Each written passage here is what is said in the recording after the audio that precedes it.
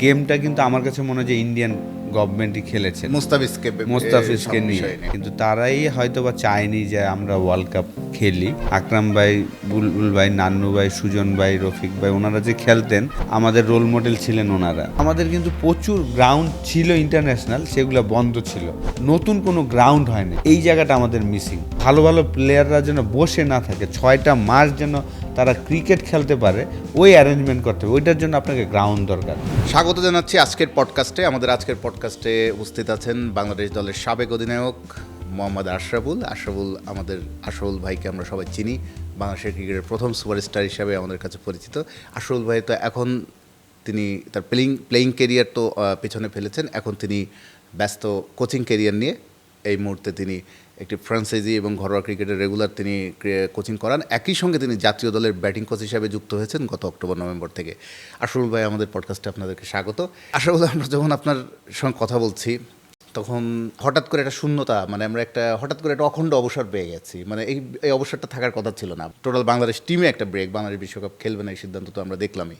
তাদের রিপ্লেসমেন্ট টিমও নিয়ে ফেলেছে স্কটল্যান্ড। আপনার এমনি ব্যক্তিগতভাবে কেমন লাগছে? কতটা খারাপ? আপনার কোচ হিসাবে কিন্তু আপনার ফার্স্ট একটা ওয়ার্ল্ড কাপে যাওয়ার সুযোগ তৈরি হয়েছিল।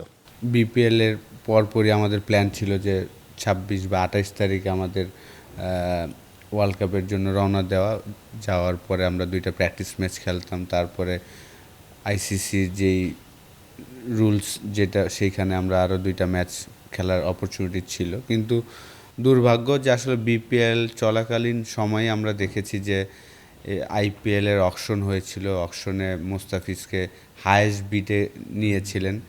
2016 থেকে মুস্তাফিজ আসলে আইপিএল খেলছেন এবং চমৎকার পারফরমেন্স করে যাচ্ছেন প্রত্যেকটা আইপিএলই। তো এই প্রথম যে তাকে তার প্রাপ্য সম্মানীটা পাচ্ছিলেন, কিন্তু সেই মুহূর্তে হঠাৎ করে বিসিসিআই কেকেআরকে বলে দিলেন যে আসলে তাকে না নেওয়ার জন্য, ছেড়ে দেওয়ার জন্য। ওই ঘটনা থেকে আসলে এই ঘটনাটা হয়েছে। দেখেন, আমার কাছে যেটা মনে হয়, যেটা একদমই তারা ডিফারেন্ট গেম খেলেছেন আমার কাছে মনে হয়। কারণ আইপিএল কিন্তু ওয়ার্ল্ড কাপের পরে হওয়ার কথা। তো যেহেতু ওয়ার্ল্ড কাপের পরে, আমরা কিন্তু ইজিলি ওয়ার্ল্ড কাপ খেলার পরে ওনারা 2 ক্রিকেট বোর্ডের সাথে ডিসকাস করে তারপরে এই জিনিসটা করতে পারতেন। কিন্তু তারাই হয়তো বা চায়নি যে আমরা ওয়ার্ল্ড কাপ খেলি। সেই কারণেই এত আগে মুস্তাফিজকে ছাড়ার জন্য বলেছেন। এবং স্বাভাবিক, যে কোনো দেশেরই যদি এই ধরনের ঘটনা হতো তাহলে ওই দেশের রিয়াক্টটা এরকমই হওয়াটাই স্বাভাবিক আমি মনে করি। এটা আমার প্রথম অ্যাজ এ কোচ হিসাবে ডেবু হওয়ার সম্ভাবনা ছিল। আমার সবচেয়ে খারাপ লাগছে, আমার অতটা খারাপ লাগছে না যে আমি যেতে পারছি না। আমার খারাপ লাগছে আসলে পারভেজ ইমন, সাইফ হাসান, যাদের প্রথম ওয়ার্ল্ড কাপ হতো। কারণ ওরা এই বিষয়টা নিয়ে বলছিল যে ভাইয়া, এটা আমার প্রথম ওয়ার্ল্ড কাপ হতো। তখন আমি আমার একটা এক্সপিরিয়েন্স শেয়ার করেছি যে আমি ফার্স্ট বাংলাদেশ টিমে সুযোগ পেয়েছিলাম 2000 সালে, 2001-এ। আমার প্রথম ট্যুরটা মিস হয়েছিল এই ইন্ডিয়া পাকিস্তানের কারণেই। তো তাদের ঝামেলার কারণেই ওই সিরিজটা হয়নি। আমাদের দুবাইতে হওয়ার কথা ছিল। পরে 4 মাস পরে আমরা জিম্বাবুয়েতে গিয়েছিলাম বাংলাদেশ সেকেন্ড টেস্ট ম্যাচ খেলতে, সেকেন্ড এবং থার্ড, বাংলাদেশের প্রথম টেস্ট নেশন হিসেবে অ্যাওয়ে ট্যুর। তো সেই ট্যুরে আমি চান্স পেয়েছিলাম এপ্রিলে। জি। তো সেই জিনিসটাই আমি আসলে ওদের শেয়ার করলাম। যদিও আমার কেরিয়ারের প্রথম আমি খেলতে পারিনি, তাদেরও হয়তো বা টি20 তারা খেলতে পারছে না। অনেকে হয়তো বা ডিফারেন্টভাবে দেখছেন যে ক্রিকেট বোর্ডের অনেক ফল্ট দেখছেন, বলছেন, কিন্তু আমি ব্যক্তিগতভাবে মনে করি আসলে আমরা যখন একটা ট্যুর করি, সবাই হয়তো বা জানা উচিত, আমরা যখন একটা দেশের বাইরে যাই, সাধারণ মানুষও যখন যায়, তার কিন্তু একটা এনওসি লাগে, পুলিশ ক্লিয়ারেন্স লাগে। অবশ্যই।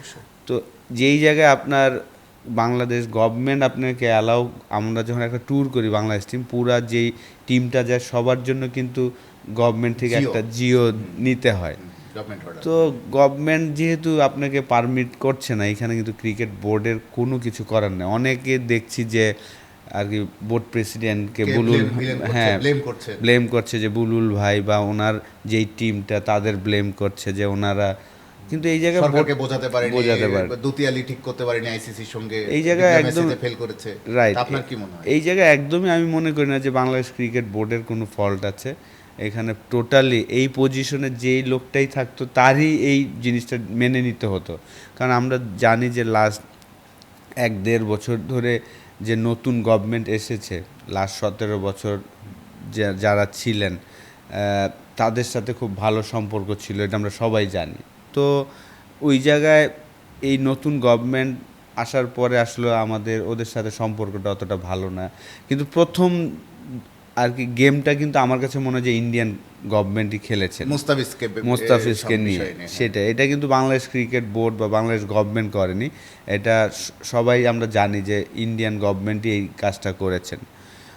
তো অবশ্যই খারাপ লাগছে যে আমরা এই সময়টা ব্যস্ত থাকতাম হয়তো বা ওয়ার্ল্ড কাপ নিয়ে, কারণ লাস্ট একটা বছর আমাদের টি-20 টিমটা কিন্তু গোছানো হয়ে গিয়েছিল। আপনার প্রায় 7-8টা সিরিজের মধ্যে 5-6টা সিরিজ আমরা উইন করেছিলাম, এবং বিপিএলটাও শেষ হয়েছিল, তো প্রস্তুতিও ভালো ছিল। এইবার আমাদের একটা ভালো লক্ষ্য ছিল, বিশেষ করে লিটনের নেতৃত্বে আমাদের যেই টিমটা ছিল আমরা ভেবেছিলাম যে আমরা ভালো, যদিও আমাদের গ্রুপটাই স্ট্রং ছিল। কলকাতায় 3টা ম্যাচ, হ্যাঁ। তো দুর্ভাগ্য আসলে এই ধরনের সিচুয়েশন আসবে এটা আমরা কখনোই চিন্তাই করিনি। তো অনেক এরকম হয়েছে আমরা দেখেছি, কিন্তু আমাদের সাথে হবে এটা আমরা আশা করিনি। তো এটা আসলে কন্ট্রোলের মধ্যে নাই আমাদের। একটা প্রসঙ্গ আপনি বললেন যে বুলবুল ভাই এবং তার বোর্ডকে ব্লেম করছেন, বিশেষ করে বিসিবি প্রেসিডেন্টকে এখন অনেকে কাঠগড়ায় তুলছে। সভাপতি হিসেবে তার সময়ই খেলতে পারলো না বাংলাদেশ প্রথম একটা টি-20 ওয়ার্ল্ড কাপ, স্বাভাবিকভাবে তার ঘাড়ে অনেক দায় আসছে। এই পরিস্থিতির মধ্যে কালকে একটা খবর সারা রাত ভরে আমরা এই গুঞ্জনটা শুনলাম, আপনিও দেখেছেন, এই বুলবুল ভাই চলে গেছে রিটার্ন টিকিট ছাড়া অস্ট্রেলিয়া, তার পরিবারের কাছে চলে গেছেন। কেউ বলছেন তিনি এবার অস্ট্রেলিয়ান পাসপোর্ট ব্যবহার করেননি, বাংলাদেশি পাসপোর্ট দিয়ে ইমিগ্রেশন পার হয়ে গেছেন। যদিও বুলবুল ভাইয়ের সঙ্গে রাতে আমি যেটুকু জানি উনি আমাকে নিশ্চিত করেছেন যে আমি ঢাকাতে আছি, আমার অনেক কাজ, কিন্তু এইবার তার এই যাওয়া নিয়ে তো মানে আলোচনা কেন? আমি সবসময় বলি যে আমরা খুব ভাগ্যবান ছিলাম যখন আমরা খেলা শুরু করেছিলাম। আমাদের তখন কোনো খালি একটাই জিনিস ছিল, ভালোবাসা, যে আমরা ক্রিকেটটা ভালোবাসি। কারণ আমি যখন শুরু করেছিলাম বুলবুল ভাইরা খেলতেন, আকরাম ভাই, বুলবুল ভাই, নান্নু ভাই, সুজন ভাই, রফিক ভাই, ওনারা যে খেলতেন আমাদের রোল মডেল ছিলেন ওনারা। কারণ ওই সময় বাংলাদেশ টেস্ট স্ট্যাটাস পায়নি, আইসিসি লেভেলে খেলতো। তো যেহেতু আমি ওই জিনিসটা দেখে বড় হয়েছি, তো আমাদের ওই সময় কিন্তু সকালবেলার নিউজ পেপারটার জন্য আমরা ওয়েট করতাম, আর রাতের বেলা 8টা এবং রাত 10টা নিউজের জন্য ওয়েট করতাম। হ্যাঁ।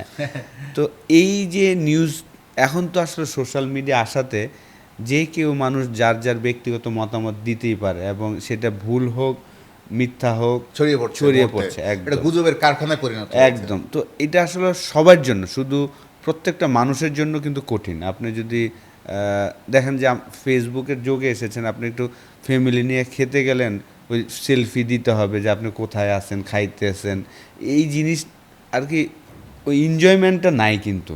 তো এটা তো অবশ্যই দুঃখজনক যে যেইভাবে কালকে থেকে শুরু হয়েছে চারোদিকে, এবং ঘুম থেকে উঠে আমি আমার মেয়েকে স্কুলে নিয়ে যাচ্ছি, তখন দেখছি যে এক একজনের পেজ থেকে এক একভাবে মিথ্যাচার করছেন। এটা আসলে দুঃখজনক।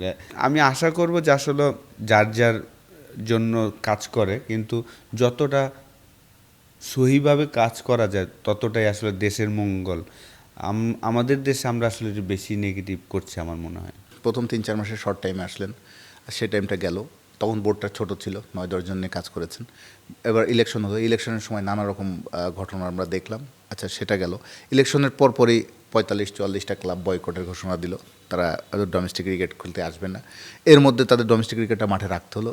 এরপর আসলো বিপিএলের ইস্যু, বিপিএলটা মাঠে রাখতেই হবে, মাঠে না রাখলে বিপিএল না হলে আমরা টি-20 ওয়ার্ল্ড কাপের প্রিপারেশন, এভরিথিং, এতগুলো প্লেয়ারকে বসিয়ে রাখা যাবে না।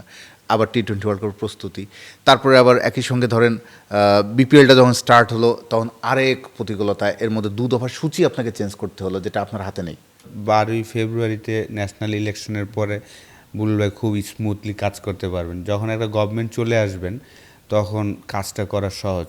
ফারুক ভাইয়ের বোর্ড প্রেসিডেন্ট হওয়ার পরে উনি যখন আসলেন 4 মাসের জন্য, তখন কিন্তু পুরো টিম ছিল না। পরে এখন এই 2 মাস হয়েছে যে যেই টিমটা পেয়েছেন সেখানেও অনেকগুলা আর আর কি বোর্ড ডাইরেক্টররা কিন্তু সরে গিয়েছেন কেউ নামে প্রশ্নবিদ্ধ হচ্ছেন, বিতর্কিত হচ্ছেন। তো আমি আশা করব যে 12ই ফেব্রুয়ারি যখন ইলেকশনটা হয়ে যাবে, আমাদের ন্যাশনাল ইলেকশন হয়ে যাওয়ার পরে যারা আসবেন ওনারা ডেফিনেটলি বুলবুল ভাইয়ের সাথে বসে সুন্দর মতন হয়তোবা ক্রিকেটটা আবার সাজাতে পারবেন। অনেক ধরনের চ্যালেঞ্জিং টাইম পার করতে হচ্ছে, যেহেতু world cup issue, BPL issue, খেলোয়াড়দের ইস্যু, কোআপ ইস্যু, ডোমেস্টিক ক্রিকেট ইস্যু, বোর্ডের ইস্যু, তার বোর্ড ডিরেক্টরদের নানা বিতর্কিত বিষয় আসা ইস্যু, এত কিছু সামলে তিনি কিন্তু কিছুদিন আগে সিলেটে একটা কথা বলেছিলেন, একটা দিন ভালো যায় তো আরেকটা দিন খারাপ। আমি একটা লং ইনিংস খেলতে নেমেছি, আমার নানা ধরনের বল তাকে ফেস করতে হচ্ছে। কালকে রাতেও আমাকে তিনি বলছিলেন যে তাকে নানা ধরনের মানে খুবই লং একটা ইনিংস খেলতে গেলে যে ধরনের স্ট্রাগল করতে হয় স্ট্রং একটা বোলিং অ্যাটাকের এগেনস্টে, আমাকে সেটাই করতে হচ্ছে। আমি শিওর যে জাস্ট একটু ধৈর্য ধরলে জাস্ট 12ই ফেব্রুয়ারির পরে আমি মনে করি যে উনি সব কিছু সেটেল হয়ে যাবে। যখন একটা প্রপার গভর্নমেন্ট আসবে, যে না এই গভর্নমেন্টটা 5 বছরের জন্য আসছে, তখন কিন্তু কাজ করাটা আপনার জন্য সহজ হয়ে যাবে। ওনার যেই প্ল্যান, যেই ড্রিম, এই ড্রিমগুলো সুন্দর মতন পূরণ করতে পারে। ওনার ড্রিমটা যদি আমাদেরকে আবার একটু শেয়ার করতেন। যদিও ডিসেন্ট্রালাইজেশন অনেকবার বলেছেন, ক্রিকেটকে ছড়িয়ে দেওয়া, বিকেন্দ্রীকরণ। দেখেন, উনি আসার পরে কিন্তু লাস্ট 16-17 বছরের যেই জিনিসগুলা ক্রিকেটের জন্য প্রয়োজন, ওই জিনিসগুলো কিন্তু খুব কম হয়েছে। আমাদের লেভেল 3 কোচ সেই 2007-8 করানো হয়েছিল, তারপরে আর কেউ হয়নি, আমি করেছিলাম 2022 যে। তারপরে উনি আসার পরে এই কোর্সটা করানো হলো, লেভেল 1, লেভেল 2 রেগুলার হচ্ছে, আম্পায়ারদের কোচিং কোর্স করানো হচ্ছে, ম্যাচ রেফারিদের হচ্ছে, চেষ্টা করছেন ভালো উইকেট যেন তৈরি হয় সেই জিনিসগুলা। বোর্ড প্রেসিডেন্টের তো আসলে এইগুলা কাজ না, বোর্ড প্রেসিডেন্ট কাজ কিন্তু ডিফারেন্ট। তো যেহেতু উনি খেলার লোক এবং উনি লং টাইম গেম ডেভেলপমেন্টে কাজ করেছেন, সেই কারণে কিন্তু এই কাজগুলা হচ্ছে ভালো। বাকি যেই কাজগুলো, ওই কাজগুলো করার জন্য আমার মনে হয় যে 12ই ফেব্রুয়ারি পর্যন্ত আমাদের ওয়েট করতে হবে। নতুন গভর্নমেন্ট আসবেন, তখন উনি স্মুথলি কাজগুলো করতে পারবেন, আমি শিওর। আশরাফুল ভাইকে অনেক অনেক ধন্যবাদ। আমাদের আজকের পডকাস্টে তিনি উপস্থিত ছিলেন। বাংলাদেশ দলের সাবেক অধিনায়ক, বাংলাদেশ দলের প্রথম কনিষ্ঠ টেস্ট সেঞ্চুরিয়ান, এই মুহূর্তে তিনি জাতীয় দলের ব্যাটিং কোচ। আর আশরাফুল ভাইয়ের বাংলাদেশ ক্রিকেটের প্রথম সুপারস্টার মোহাম্মদ আশরাফুল আমাদের পডকাস্টে আজকে উপস্থিত হয়েছেন। তাকে আমাদের পক্ষ থেকে অসংখ্য ধন্যবাদ আশরাফুল ভাই। আপনাকে ধন্যবাদ। নিশ্চয়ই ভবিষ্যতে কোনোদিন দেখা হবে আপনার সঙ্গে আবার।